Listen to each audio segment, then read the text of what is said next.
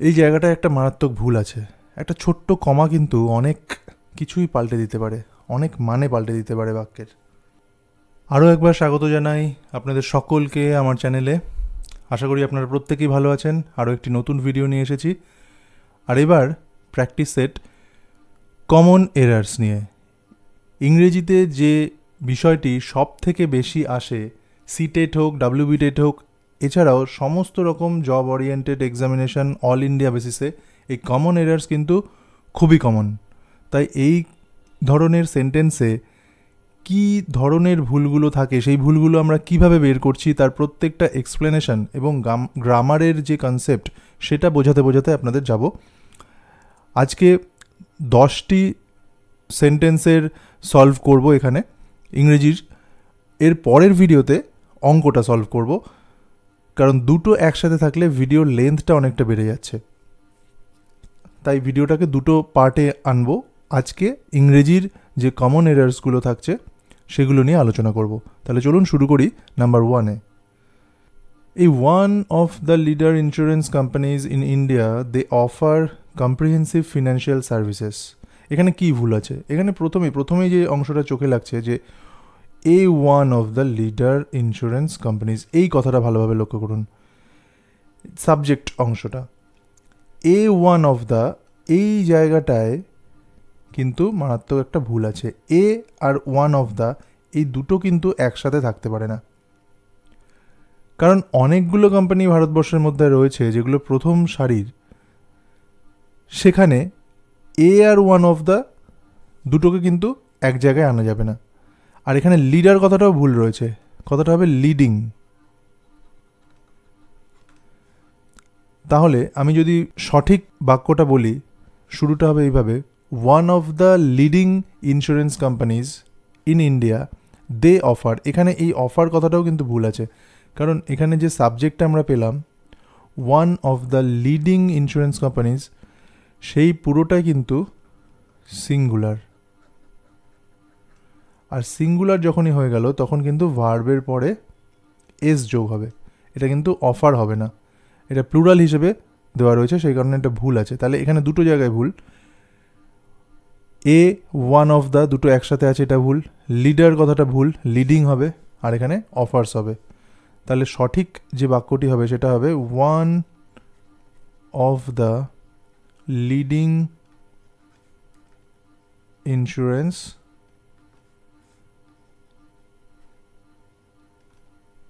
Companies in India offers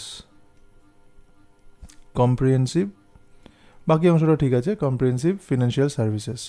তাহলে এইটা ভুল আছে আর এইটা ভুল আছে। এখানে যদিও অপশানে বোথ এ অ্যান্ড ডি এই ধরনের কিছু দেয়নি, যদি এক্সামিনেশনে এরকম প্রশ্ন আসে তাহলে নিশ্চয়ই বোথ অপশানটা থাকবে। আশা করি আপনারা বুঝতে পেরেছেন। যদি সমস্যা থাকে অবশ্যই কমেন্টে সেটা জানাবেন। এর পরের সেন্টেন্সটা দেখব, in order to streamline the movement of vehicles during the festival, traffic police have chalked out diversion plans. একটা দারুণ সেন্টেন্স এবং এটা থেকে কিন্তু অনেক কিছু শেখা রয়েছে।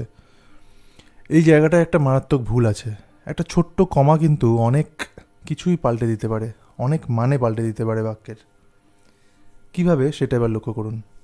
In order to streamline the movement of vehicles during the festival, অর্থাৎ উৎসবের সময়ে যানবাহনের মুভমেন্টটাকে কন্ট্রোল করার জন্য ডাইভারশন প্ল্যান করেছে ট্রাফিক পুলিশ।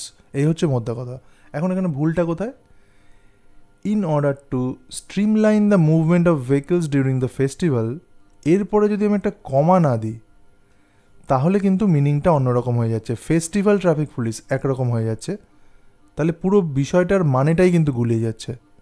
এই ধরনের যে বাক্য, যেমন যে ধরনের সেন্টেন্সটা এখানে রয়েছে, অ্যাকচুয়ালি এটা প্রথমে যে অংশটা রয়েছে এটাকে বলা হচ্ছে কোনো পারপাস বা রিজন ফ্রেজ।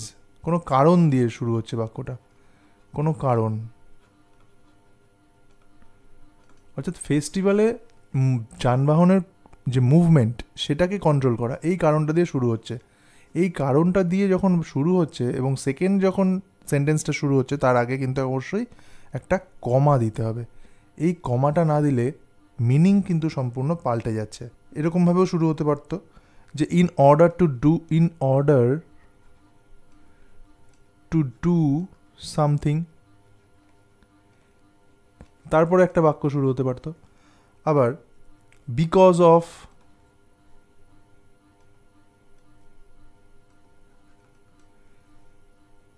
আফটার, বিফোর, এই ধরনের ওয়ার্ডগুলো দিয়ে বা ফ্রেজ দিয়ে যদি বাক্য শুরু হয়, তারপরে যখন নতুন সেন্টেন্স শুরু হচ্ছে তারপরে কিন্তু অবশ্যই একটা কমা দিতে হবে আমাকে। এটা কিন্তু আমাকে মনে রাখতে হবে, অবশ্যই কমাটা দিতে হবে। আমি আরেকটা এক্সাম্পল দিচ্ছি, একটু সহজ এক্সাম্পল দিচ্ছি, আরও ভালো হবে, ব্যাপারটা ক্লিয়ারলি বোঝা যাবে। After finishing my homework, after finishing my homework I went out to play. I went out to play. After finishing my homework, প্রথমেই আমি ইন্ট্রোডাকশনটা হয়ে গেল যে আমার ফিনিশিং, আমি হোমওয়ার্কটা কমপ্লিট করার পরে আমি কি করলাম, I went to play। তারপরে কিন্তু আমাকে এই দুটোর মাঝে কিন্তু আমাকে অবশ্যই কমা দিয়ে সেপারেট করতে হবে, নইলে কিন্তু সম্পূর্ণ আলাদা হয়ে যাবে মিনিং। তাহলে আশা করি বোঝাতে পারলাম যে এখানে যে সেন্টেন্সের মিনিংটা রয়েছে সেটা ক্লিয়ার করার জন্য কিন্তু এই দুটো অংশের মাঝে অবশ্যই আমাকে কমা দিতে হবে। তাহলে আমার সঠিক উত্তরটা এখানে হচ্ছে number D, the festival traffic police have, এই অংশটুকু।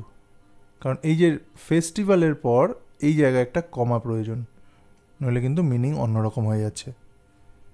চলুন এবার নেক্সট সেন্টেন্সটা দেখে নিই। পরের প্রশ্নটা দেখি এবার, পরের সেন্টেন্সটা, I forbid you not to go there again. এটা মারাত্মক ভুল। এটা এই ফরবিড কথার অর্থই হচ্ছে কাউকে কোনো কিছু করতে বারণ করা। আবার এখানে নট টু গো বলছে, নট, তার মানে ফরবিড কথাটাই কিন্তু একটা নেগেটিভ। ফরবিড নিজেই কিন্তু একটা নেগেটিভ কথা, মানে করতে বারণ করা। আর নট মানে তো অবশ্যই নেগেটিভ, এটা বলার কোনো অপেক্ষা রাখে না। তাই একটা বাক্যে কিন্তু দুটো নেগেটিভ কখনোই হবে না, হয় ফরবিড টু অথবা I told you not to go there, এই ধরনের কিছু একটা হতে পারে। তাহলে এখানে number B, not to go, এই অংশটা কিন্তু ভুল আছে, কারণ এই ফরবিড কথার মানেই হচ্ছে কাউকে কোনো কিছু করতে বারণ করা, আর ডাবল নেগেটিভ কিন্তু কখনোই কোনো সেন্টেন্সে হয় না। নাম্বার 4 দেখব, will you please give me little milk for my cat. এখানে খুব সূক্ষ্ম একটা ভুল রয়েছে এই অংশটায়। লিটল মিল্ক, এই লিটল মিল্ক, লিটল কথার অর্থ যখন আমি লিটল মিল্ক বলবো মানে প্রায় নেই বলতেই বোঝায়, কোনো কিছুই নেই, খুব সামান্য, মানে অলমোস্ট নান বলা যেতে পারে। কিন্তু এর আগে যদি আমি একটা এ বসিয়ে দিই তাহলে এটার একটা অর্থবহ হয়, সেটা হয় সামান্য কিছু, মানে সাম অ্যামাউন্ট। তাহলে অবশ্যই কিন্তু এই ধরনের বাক্যে আমাকে এ লিটল মিল্ক বলতে হবে। এখানে এ কথাটা জুড়বে, give me a little milk, এখানে এই অংশটা কিন্তু ভুল রয়েছে। যদি আমি আর একটা উদাহরণ নিয়ে দেখি, এক্সাম্পল নিয়ে দেখি, তাহলে দেখব, তাহলে ব্যাপারটা আরও বেশি ক্লিয়ার হবে। ধরুন আমি লিখছি আই হ্যাভ লিটল মানি। এই কথার অর্থ হচ্ছে অলমোস্ট নান, আমার কাছে কোনো টাকাই নেই। কিন্তু আমি যদি লিখি এ লিটল মানি, মানে আমার কাছে সামান্য কিছু অর্থ রয়েছে, সামান্য কিছু অর্থ, মানে সাম মানি, সামান্য কিছু অর্থ। আর এটা মানে লিটল মানে কিছুই নেই, মানে কিছু না থাকারই সামিল, মানে অলমোস্ট নান, এই কথাটা মনে রাখতে হবে, almost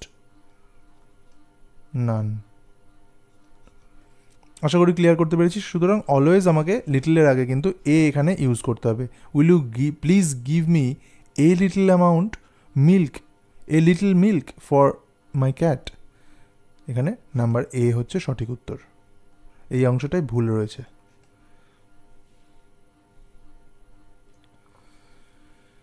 Number 5. Whatever may be the origin of speech, we can be certain that man did not begun to feel the need to speak until he began to live in communities. এখানে কিন্তু একটা grammatical mistake রয়েছে, সেটা verb ফর্মের। কি verb form সেটাই দেখুন। Whatever may be the origin of speech, we can be certain that man did not, এখানে কিন্তু ডিড রয়েছে, ভার্বের পাস্ট ফর্ম, ডু এর পাস্ট ফর্ম রয়েছে, আর ডিডের পরে সবসময় যে ভার্বটি থাকবে তার বেস ফর্ম হবে, মানে বিগিন।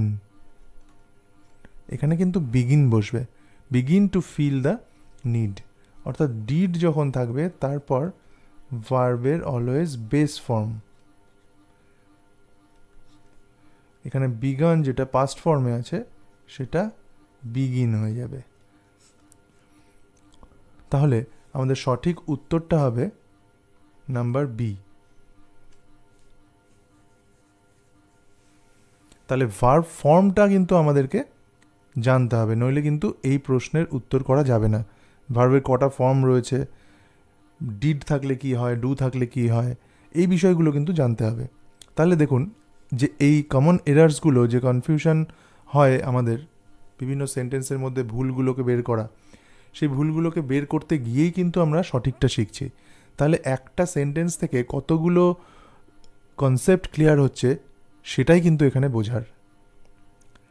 এখানে সেন্টেন্সটাও খুব সুন্দর রয়েছে, whatever may be the origin of speech, অর্থাৎ কথা বলার উৎসটা যাই হোক না কেন, we can be certain that man did not begin to feel the need to speak, অর্থাৎ মানুষ ততক্ষণ পর্যন্ত কথা বলার প্রয়োজনটা অনুভব করেনি যতক্ষণ না পর্যন্ত until he began to live in communities, যতক্ষণ না সে সমাজে বাস করত, যতক্ষণ না সে সমাজে বাস করাটা শুরু করলো ততক্ষণ কিন্তু সে কথা বলার প্রয়োজনটা অনুভব করেনি। এই হচ্ছে মিনিং। আর ভুলটা কোথায় সেটাও আশা করি আপনারা বুঝতে পেরেছেন। Number 6. When the workers threatened to go on a strike, the mill owner declared a layoff on his mill. এখানে এই যে লে অফ কথাটা আছে, লে অফ কথার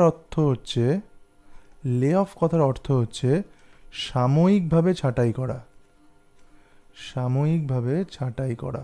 লে অফের পরে সবসময় কিন্তু ইন প্রিপোজিশন অথবা ফ্রম প্রিপোজিশন বসবে, এটা আমাদের মাথায় রাখতে হবে, কখনোই কিন্তু অন হবে না। তাহলে এখানেই ভুল রয়েছে, যে এটা লে অফ অন, অর্থাৎ নাম্বার সি হচ্ছে সঠিক উত্তর, মানে এই পোর্শনটায় ভুল আছে, লে অফ ইন অথবা ফ্রম হয়। Number 7. Automated baggage handling systems are ensuring that on the time passengers are out of the plane, their baggage is already waiting for them.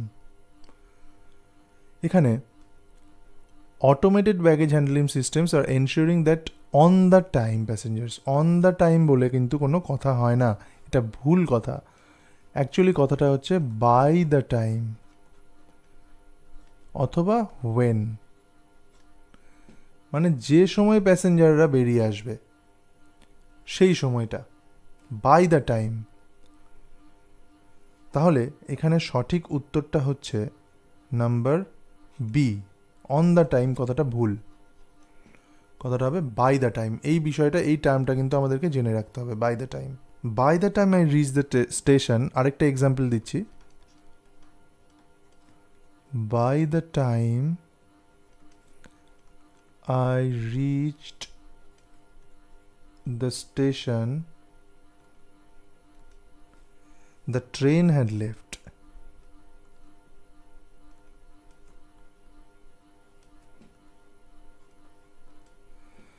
অর্থাৎ আমি যখন পৌঁছলাম স্টেশনে, ট্রেন কিন্তু ততক্ষণে স্টেশন ছেড়ে বেরিয়ে গেছে। তাহলে অ্যাকচুয়াল যে ইউজটা সেটা হচ্ছে বাই দ্য টাইম অথবা ওয়েন, অন দ্য টাইম বলে কিন্তু কোনো কথা হয় না। Number 8. At present, China is the world's leader manufacturer of environment-friendly products such as electric cars and bicycles. এখানে একটা জিনিস শেখার আছে যে এর আগেও এই ধরনেরই একটা সেন্টেন্স ঠিক করলাম আমরা, সেটা হচ্ছে যে লিডার কথাটা, ওয়ার্ল্ডস লিডার ম্যানুফ্যাকচারার, এখানে লিডার কিন্তু কথাটা ভুল ইউজ হয়েছে, কথাটা হবে লিডিং, কথাটা হবে লিডিং। লিডারের পর কখনো কিন্তু নাউন বসে না, কখনো নাউন বসবে না, সবসময় লিডিংয়ের পরে নাউন বসবে, leading plus noun.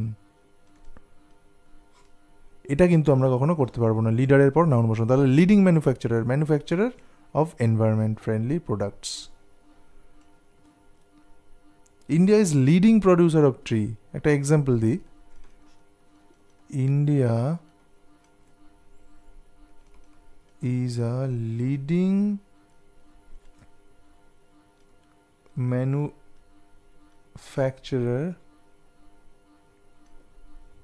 Of tea. তাহলে লিডিং ম্যানুফ্যাকচারার, লিডিং এর পরে নাউন বসছে, কিন্তু লিডারের পরে কিন্তু কখনো নাউন বসবে না। তাহলে লিডারের ইউজটা এখানে কিন্তু সম্পূর্ণ ভুল। আমাদের এটা সবসময় মনে রাখতে হবে, অলওয়েজ লিডিং তারপরে নাউন, মানে লিডিং ম্যানুফ্যাকচারার অফ এনভায়রনমেন্ট, যাই থাকুক না কেন লিডিংয়ের পরে সবসময় নাউন বসবে।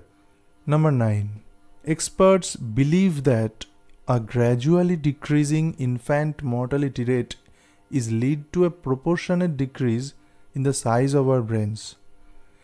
এখানেও সেই ভার্ব রিলেটেডই কিন্তু একটা, ভার্ব এবং টেন্স রিলেটেড, আমি খুব বেশি স্পেসিফিকভাবে বলবো টেন্স রিলেটেড কিন্তু ভুলটা আছে।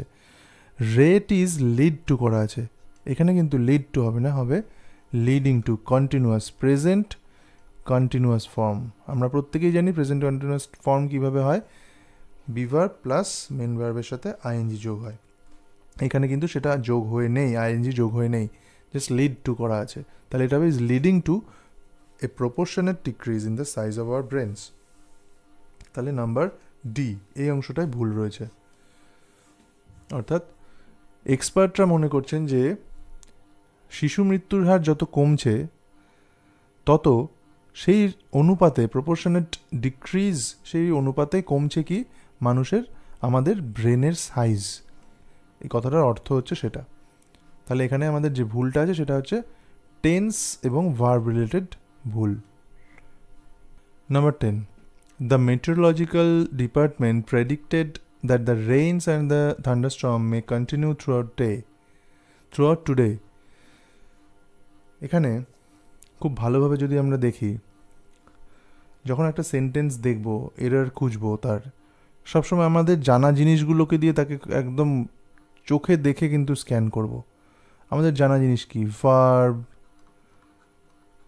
টেন্স, তারপরে বাকি যা যা আছে সেই বিষয়গুলোকে নিয়ে পরে দেখব। প্রথমে ভার্ব টেন্স রিলেটেড কোনো সমস্যা থাকলে সেগুলো দেখব। তাহলে এখানে আমরা যদি দেখি তাহলে খুব ভালোভাবে দেখব যে কি বলছে। প্রথমে ভার্বটা কি আছে, প্রেডিক্টেড, অর্থাৎ এটা একটা পাস্ট ফর্মে আছে, পাস্ট টেন্স। তারপরে কি আছে, the rain thunderstorm may continue. কেন মে হলো, মে তো হওয়ার কথা না, কারণ আমরা প্রত্যেকেই জানি যে মেন ক্লজ যেটা থাকবে, যে ফর্মে থাকবে, সাবঅর্ডিনেট ক্লজও কিন্তু সেই ফর্মেই থাকবে। তাহলে মে তো কখনোই হওয়া উচিত না, মে থেকে এটা হতে হবে মাইট, পাস্ট ফর্মে থাকতে হবে। এটাই তো নিয়ম, যে টেন্সের যে একটা কন্টিনিউয়েশন, টেন্সের একটা কন্টিনিউয়েশন, এটা কিন্তু আমাদেরকে লক্ষ্য রাখতে হবে যে সাবঅর্ডিনেট মেইন ক্লজে কি আছে এবং সাবঅর্ডিনেট ক্লজে কি আছে, দুটোতে কিন্তু দুরকম টেন্স থাকবে না। প্রথমে পাস্ট ফর্মে আছে, তাহলে দ্বিতীয়তেও কিন্তু পাস্ট ফর্মে থাকতে হবে, কখনোই মে হবে না, এটা হবে মাইট। তাহলে আমাদের এখানে ভুল আছে number D, rains and thunderstorm may. আশা করি বুঝতে পারলেন। তাহলে এখানে কিন্তু আমরা পরিষ্কার একটা জিনিস ক্লিয়ার হলাম যে ভার্ব এবং টেন্স রিলেটেড ভুল, এবং এই ভুলগুলো কিন্তু বিগত যে প্রশ্নগুলো ছিল সেখানেও কিন্তু আমরা দেখতে পেয়েছি। তাহলে বন্ধুরা, আজকে এই 10টা প্রশ্ন কিন্তু 10 রকমের ছিল এবং তার সাথে সাথে 10টা কনসেপ্ট কিন্তু আমরা বুঝতে পারলাম। দু একটা জায়গায় একটু রিপিটেশন হয়েছে ভার্বের এবং টেন্স রিলেটেড যে দুটো প্রশ্ন ছিল সেখানে। তাহলে কিন্তু আমাদের ক্লিয়ার হলো কিন্তু ইংলিশের এই কিছু কিছু কনসেপ্ট। তাহলে যত বেশি আমরা এই এরার রিলেটেড ইংলিশের এরার ডিটেক্ট করব, তত বেশি কিন্তু ইংলিশের আমাদের কনসেপ্ট ক্লিয়ার হতে থাকবে। তাহলে আপনারা আর কোন কোন বিষয়ে জানতে চান সেগুলো কিন্তু কমেন্টে অবশ্যই লিখবেন। এবং আগামী দিনে তো এরকম আমাদের একটার পর একটা প্র্যাকটিস আসবেই। আর পরের ভিডিওতে আসবে ম্যাথের যে প্র্যাকটিস সেটটা দেওয়া হয়েছিল গতদিন, সেটার সলিউশন নিয়ে আসবো। এবং এরকম ইংলিশের সলিউশন লাগাতার আসতে থাকবে। তাহলে আমাদের ইংলিশের যে প্র্যাকটিসটা সেটা কিন্তু আরও নিখুঁতভাবে হবে, প্রস্তুতি আরও বেশি স্ট্রং হবে। বন্ধুরা, আপনারা প্রত্যেকে ভালো থাকবেন। দেখা হচ্ছে খুব শীঘ্রই।